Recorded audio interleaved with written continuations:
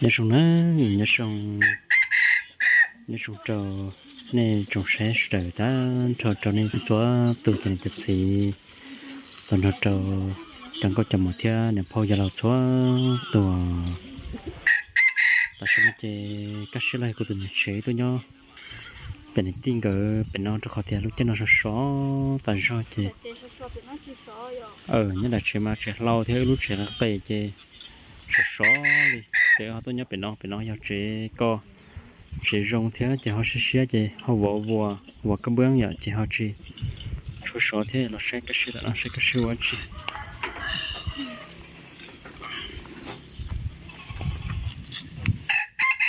có sai chưa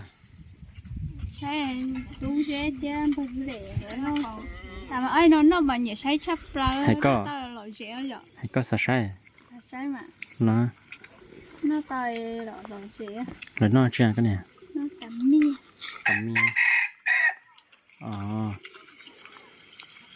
số thâu nha số chấp lại tao nó của tụi nó mua của thâu một lần chăn đàn trong ước là bị chết nó chết để họ là nhon tại của nhà biết nó họ chỉ tao một bị chết thế một bị chết lo chúng mình thế chết thì chỉ một khen đời thế chết của tụi nó dành cho ít nhân đời chết nào số thằng là chết một lần trái chứ cô ô tô trong mua thế mà là cô sẽ khỏi sẽ chết thấy tao nó sẽ họ khó thảo thấy tao giờ tao thì họ chỉ xa số giờ đi trong một cái ngầm to hay là chỉ thòng to chứ dù họ trà này thì họ nhỏ rõ nữa chứ thảo của họ giờ trong tờ lò sẽ đi trong mò của sẽ đi dừng tàu sẽ thiên này lò tao nó sẽ có tụi một bộ kem chứ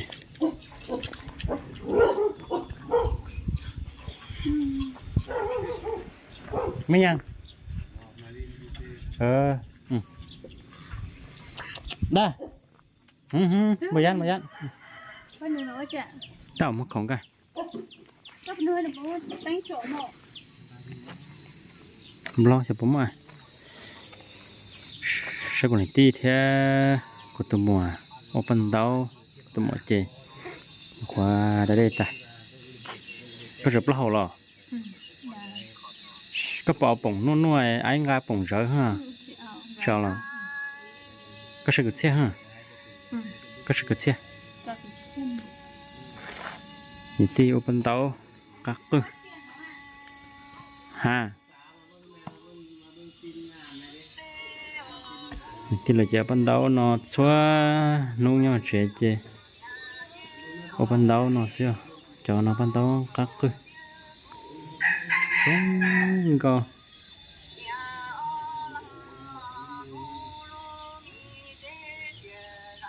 khả năng có bao nhiêu kỹ năng ta thì kỹ năng tao có rồi người ta chắc đẹp bự chính thảo chỉ đẹp bự ô chế mò anh chế đấy giờ có cho hai ô bự nhỏ anh chỉ dùng cho rõ thế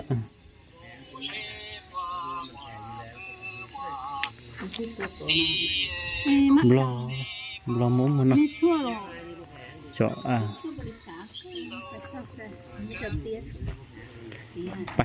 phải sao sọ mà chưa sắc khâu sắc tía thật đó đi mà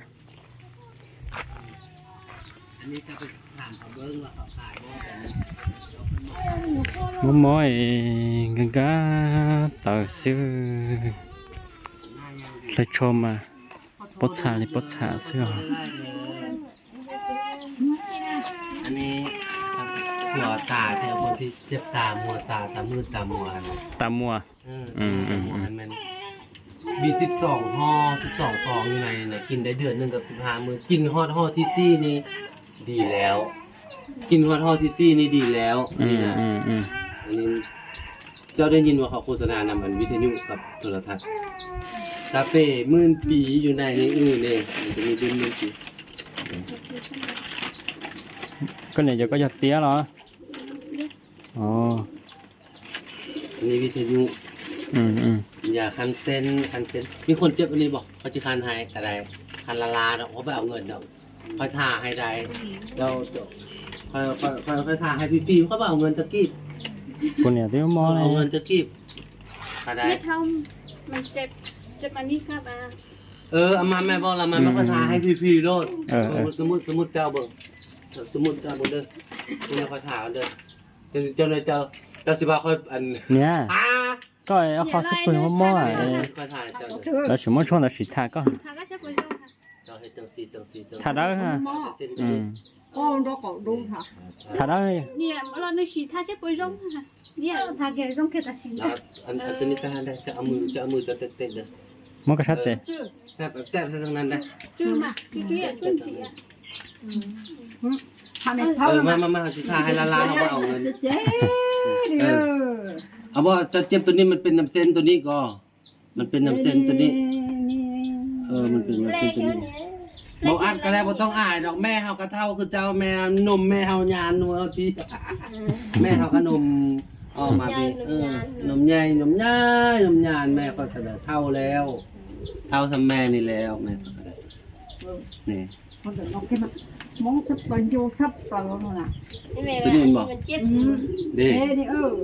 เจ็บหรือเจ้าก็คันลงมาอันนี้คันลงมาอันนี้ ให้ลูกหลานเจ้าคันเย็นมันบอก เย็นได้ 姐， คนเขาเจียเนี่ย ขี้ไข่ซะเลย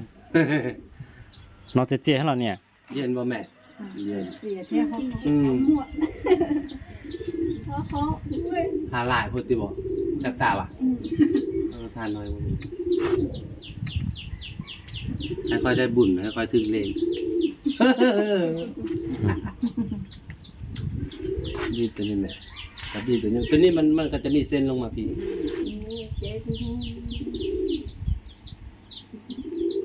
เบื้องนี้ได้น้องมันแทนมันก็แทนตาพวกนี้มั้ง 你上多了了， มา chế sáng rồi thế này 上多点，你要上。 บุตรเจ็บ chế đi มาทาจะใจเย็นถ่ายเย็นถ่ายหลายเทื่อแล้วมันก็ดีแม่นี่ตัวนี้นี่ทาใส่นะ thì là khỏi coi vui vui นี่บริษัททางพรสัตว์ทางพรนี่อันนี้งาดำดีจ้าดีนี่งาสมุนไพรงาดำนี่ผู้ใดก็เอาแต่สีดำนั่นแหละเย็นบ่แม่เย็นบ่ เนี่ยก็ลูกปตตา ก็ลูกปตตานะหลวงพ่อ hôm nay cái làm thì cái หนูให้ใจแม่ ตัวนี้60อยู่แต่ละอยู่ห้างขายยานะ85ห้างขายยานะเจ้าลองมีเวลาเราต้องไปตลาดลองถามเมื่อวานขายยาเขาขายเท่าไหร่มีแต่อันนี้ระบบยาเด้ทานออยมา con hạ ของไทยเรื่องซื้อไทยเมื่อเดือนนี้ 那个来， thì conมีแต่ยู bảo khẩu 来， มีเทนุอันนี้บ่คนดูมีคนมักมีคนอยากได้บ่มีเทนุมีคนซื้อตัวนี้ตัวนี้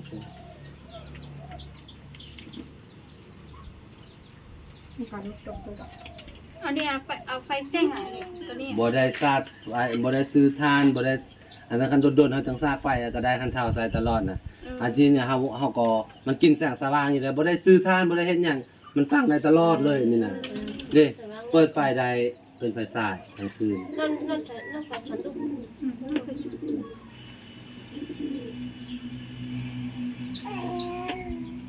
โอ้ยรถหมูร่วงลูกอะไรรถที่หนึ่ง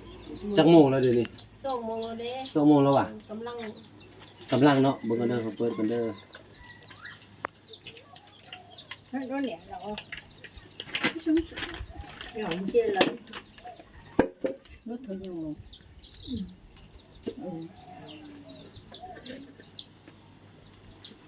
Bluetooth mode ăn chẳng nó cứ gì vậy nó cứ rõ nó cho nó sẽ thấy cái เขียนดูว่าจะได้อยู่ chua ไปดูเจ๊ đã thế này พวกขโมยปกเก๋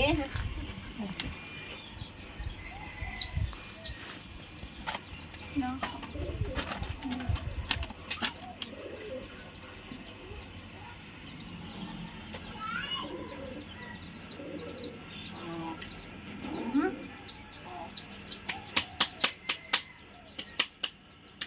thế còn rồi đi nhá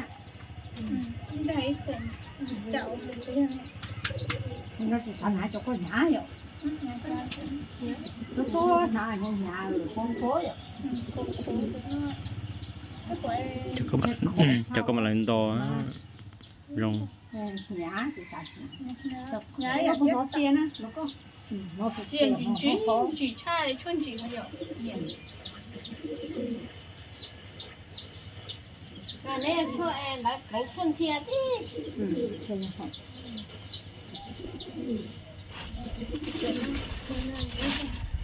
đấy ส้น kia thế ทั้งสามสันข้าง đấy chỉ อันนี้มีแต่สันแปดซื้อๆนะแต่นี่นะชิ้นใหม่พวกมันแพงอยู่แล้วผู้ใดมีเงินซื้อผู้นั้นก็ได้นุ่งกันแล้วเนาะมัน có แพ một ง cái con nhà ผู้ใดว่าจะมีผู้ใดมีเงินซื้อต้องได้นุ่งชิ้นใหม่มันแพง đó là những các bạn chỉ cần tăng đó là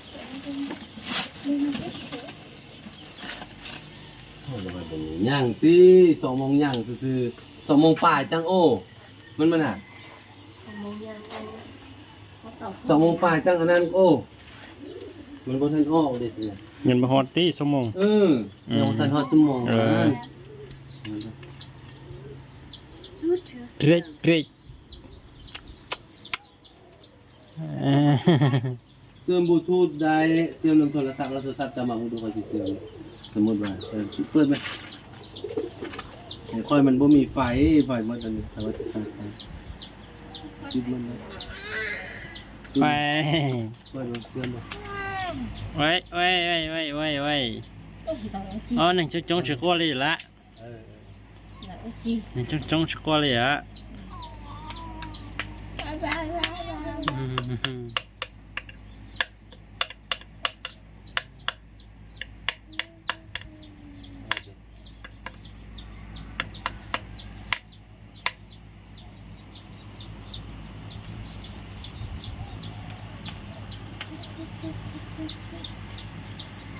เด็ก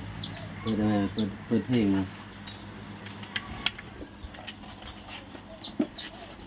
ตั้งแห้งๆก่อนอาหารเปิดไหม mong thấy không hay rồi đấy mông là mông một có mông chứ là mông 2 โมงแต่ว่าตอนนี้ประธานฮอด2นี่อีก5-60 นาทีนี่ ใช่เลยเด่นต้องใช้อึดที่ชิมวยเนี่ย đèn táo ใช่ฮะอึดที่ชิมวยเต้าไทยรู้จักเนี่ยแล้วก็ละ เด้ cái có đi nọ ล่วงนั้นโอ้ยแผ่มันย่างดีแล้วได้ขนาดปะแล้วทางนี้ปะเราจะจิบห้อนลงอีกหน่อยเด็กเนี่ยมันมีพาเลยมันมีอันนั้นย่างดีเด้ cô đó phải เอามาให้เบิ้งมีผู้ต้องการอยากได้บอกก็เอาบ่อยากได้ก็จ้ะบ่เป็นหยังอันนี้มีแต่ขายแสนเก้าอันนี้น่ะ8 ฟุตอันนี้น่ะกว้างๆนี่8 ฟุตนี่น่ะ สยุจอยรู้จักได้ชิมวยสุดท้ายเลยรู้จักได้ชิมวย lấy phải trả ฮัจเช่ก็ชิบะรู้จักหรอ นั่นแหละนั่นแหละอันมากก็เอาคันเฮาบ่มีเฮาก็เป็นเอาแล้วเนาะคันเฮือนคันเฮือนไผบ่ทันมีก็เป็นตาเอาหั่นแหละเพราะว่าอันนี้กว้างเด้มันย่างดีเลยเด้ mà tao không hiểu cái ส้น ว่าเท่าไรก่อนนี่ อันนี้1,800 รุดเท่าไรมันรุดเหรอ คันเอาก็สิรุดให้จักเอาจัก2อย่าง3อย่างไว้รุดให้จัก10,000ให้1,700ไปนี่ย่างดีแล้วเดินทำคันเพื่อนผู้ใดบ่มีก็เป็นตาเอาหั่นล่ะผู้ใดมีแล้วเขาก็บ่เอาไปซื้ออยู่ค่าคนทรายมันบ่ได้มีคอยเอาบริษัทเอามาเนี่ยมันยังว่าได้คือจุ่มนี้นี่น่ะสินใหม่นี่อยู่ตลาดเดือน4-5 แสน chuẩn bị nó sẽ mệt đây rồi ฮะ đây rồi เอ้รู้จักเขาล้านแน่ à โอ้แต่จักเขาล้านได้ชิมวยชิมบ่นะฮะได้เป็นนอนร้อยได้แน่ช่วงเต๋อนะฮะ เบิ้งมาสีฟ้าย่างดีเลยนี่สีฟ้าย่างดีเลย chỉ là trong nóเป็นเส้นหกแม่เส้นหกเราเอา เอาอันนี้อย่ามองซอยได้ไหมคัน1,600น่ะเราอย่ามองอย่างนั้นซอยได้ไหม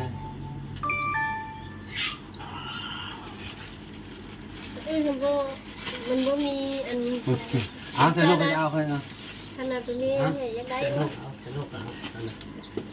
กินน้ำก่อนบุญขายอย่างสัญญาเดี๋ยว ก็อยู่อย่าง ยัวจะยัว โอ้ด้วยเป็นคน ยัวเthấy sao เหลือ5%giờ thấy sao chứ chúng mình đau là để nó mà có lá đọt taยัว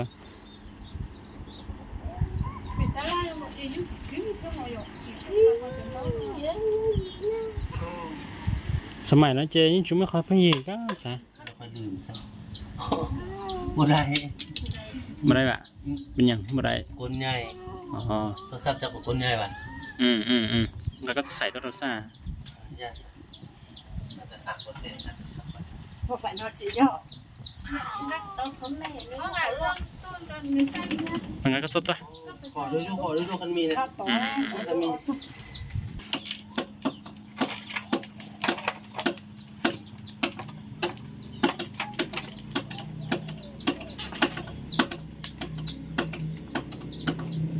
แล้ว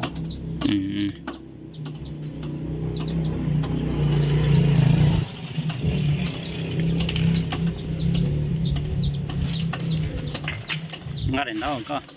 ไอ้วันจะของผม ต่างนะ ฮ่าเอ็ดท่า ของผมนี่ของ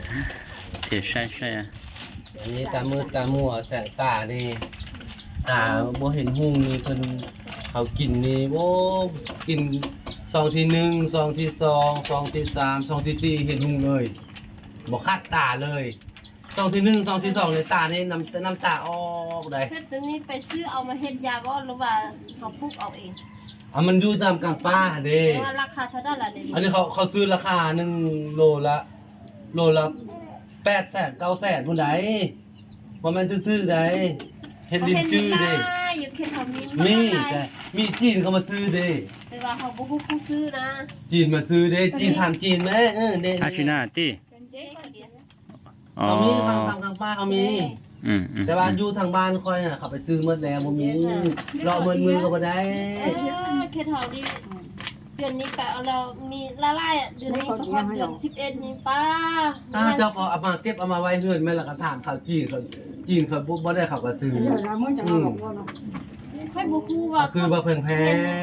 มันแม่ค้ามันผู้ใดซื้อบ่ฮู้นะ ตอนเราไป ๆอยู่บ้านค่อยแท้เขาซื้อแท้อยู่บ้านค่อยน่ะคือเท่าใดก็บ่พอเท่าใดก็บ่พอหมดมือเขาไปซอกคือเขาไปซอกเฮ็ดพอกนี่แหละ ผู้ว่าราคาเท่าได้เด้บ่ฮู้ผู้เก็บเด้มีหลายหรือว่าเกันเฮานี่ ตัวนี้เด้บ่อยากเบิ่งบ่ตัวนี้พาปู่ผู้เมียเมื่อนี่เป็นตาเอาอยู่ไหนนี่มันจะมีหมอนใหญ่นี่2หน่วยนี่หมอนใหญ่นี่น่ะ2หน่วยแล้วหมอนกอดอันยาวๆน่ะหมอนก้อนหมอนยาวๆหมอนกอดอัน2หน่วยแล้วก็มีพาปู่อีกพาปู่พื้นใหญ่ๆหั่นพื้นหนึง นอดเป็นยัง ได้เนี่ย ผู้เมียใหม่เป็นอันนี้เป็นตาเอาแท้อันนี้เป็นตาจันดีนี่น่ะ ได้น้อยได้ยังสวยจ้องไว้ต้นเลยนี่อย่างนี้ได้จ้ะ อันนี้เป็นตาเอาอย่างดีอันนี้น่ะมันมีหมอนยาวหั่น2หน่วย จะน้อย มีหมอนใหญ่หั่น2หน่วยแล้วมีผ้าปูอีกผืนนึงนี่ของไทยอย่างดีนี่น่ะนี่ของไทยอย่างดี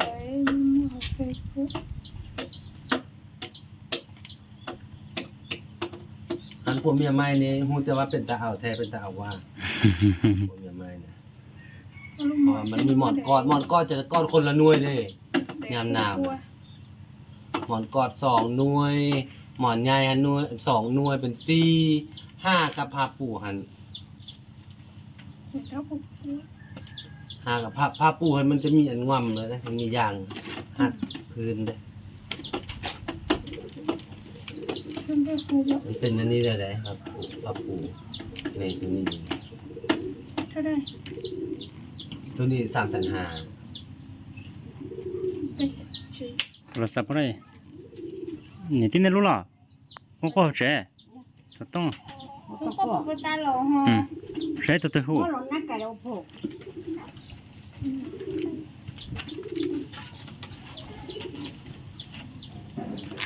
แม่เขาจะรูดให้ตัวนี้พวกเมียเมอร์เขาจะรูดให้หรอกพวกเรา ไป เตี้ย เขาสิรูดให้ไปเขาจะเอา มื้อ น้ำ หนาวก่อน เขาจะเอาน้ำ300,000ไป เออ เขาจะเอาน้ำ300,000ไปจะเอาน้ำซอยเฮาเราเด้2อย่างนี้เฮาอันตัวนี้เฮาสิรูดให้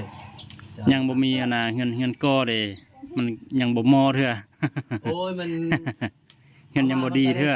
คือการนั่นแหละพวกเมียเมอร์มันก็ต้อง มื้อหน้าคันมีเงินก่อเราไปรอซื้อเขาสิรูดให้ไป มื้อหน้าก่อน เอาน้ำ300,000 ไปรอซื้อไข่อันน่ะไปรอไข่เฮ้อน่ะเงินก่อเขาเจ้าเฮ็ดก็นั่นนี่ ก็ได้ ก็ห่วยมันต้องเราติดตู้ใช่จ้ะตู้อะไรยังต่อเด้แค่ไปถึงยังต้องมาก้าวต่ออะไรแค่ตัวถูแล้วนะ โอ้ต้องละกาตา ตินนี่ได้บ่อะไรมา ติดต้องเรานี่แล้วนะ นี่ไข่เจียวบ่ บ่ฮู้